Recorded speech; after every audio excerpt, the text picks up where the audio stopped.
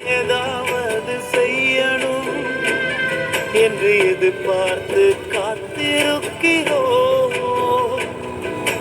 நீங்க தான் ஏதாவது செய்யணும் என்று எதிர்பார்த்து காத்திருக்கிறோம்.